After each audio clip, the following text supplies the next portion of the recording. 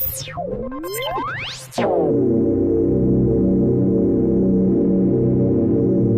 Bloomberg TV Africa, in Kinshasa, Eleni Jokos.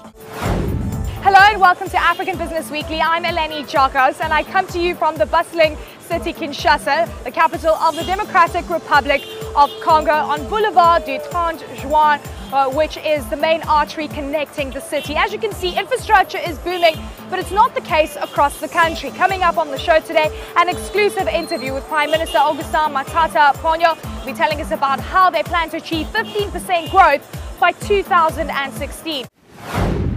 The Democratic Republic of Congo is targeting 15% growth by 2016. That's almost double its current growth rate. Now, for decades, the Central African country's development has been hampered by poor infrastructure and governance. But its mineral resources and labor force could potentially make it one of the world's richest nations. In an exclusive interview, I caught up with Prime Minister Augustin Matata Ponyo.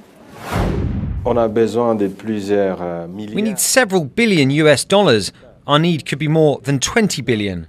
The Inga project alone, it's $12 billion.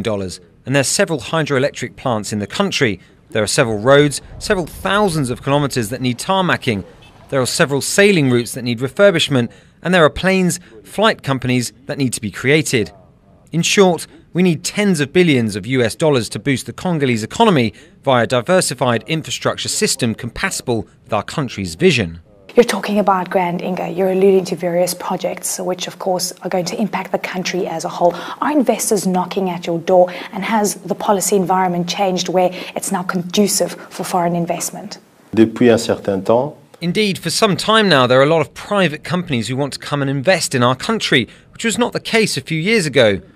And this is just because the financial potential is high. There are several sectors in which the private companies can invest. You've got the hydrocarbon, oil, power, infrastructure, agriculture, mining sectors. In short, there is as much potential in this country as there is interest. Secondly, we're working a lot on improving the business environment. We're currently fighting to improve our ranking in the Doing Business Index. And as you know, the Democratic Republic of Congo has been ranked among the top 10 countries for reforms in the world. For example, in 2014, there are already nearly 7,000 enterprises that have been created, which is a figure much higher than last year when we had registered just over 1,000 new enterprises. So we're on a path where the private sector is taking off. How do you plan to broaden your tax base? Of course, most of the revenue right now is coming through from the mining sector. We know that corporate tax is very high. What are you planning to do to diversify revenues? Indeed, the private sector is the driver of growth, the driver of wealth creation. We strongly believe in this, not because we're economists, but because this is the example given by the world's wealthiest country. Regarding the Democratic Republic of Congo in particular, the measures we are currently putting in place have the purpose to promote the private sector and reduce its taxes to allow it to move forward and to grow its operations. Firstly, the taxation rate is not 40% anymore. It's been lowered to 35% thanks to the measure we implemented, the value-added tax, which allows for better returns for investors. We also started the OHADA, which allows for external jurisdiction outside the DRC. It's the African Law Organization, and this allows for a jurisdiction giving better justice for all investors who haven't been satisfied with internal jurisdiction. There's also the DRC's compliance with the New York Convention on Arbitrary Sentences. This is also something that allows more safety for financial operators who invest in our country. Looking at Grand Inga, this could be a game changer for the country and electrify the entire DRC, if not the entire region. But we know that there's been problems with Inga 1 and 2. It's not operating at full capacity. Are we going to see similar issues? Because this is all about distribution. It's not only about energy generation. Today, the Inga project is led in a professional manner.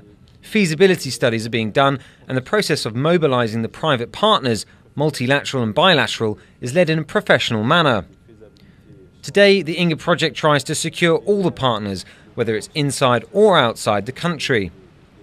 The Inga 3 project should produce a bit more than 4,000 megawatts, half of which should be consumed within the country, and the other half should help provide electricity to African nations, especially South Africa.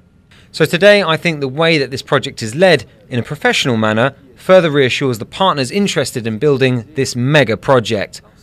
And I have to say, in all honesty, that the current power shortfall is a burden to the Congolese economy. The achievement of this project towards 2019-2020 will provide the needed energies and boost the Congolese economy. Well, that was the DRC's Prime Minister, Augustin Matata Ponyo. We're going to a short break, and when we return, we take a look at Nigeria's plans to increase loans to farmers by 7.5% next year. Don't you go anywhere.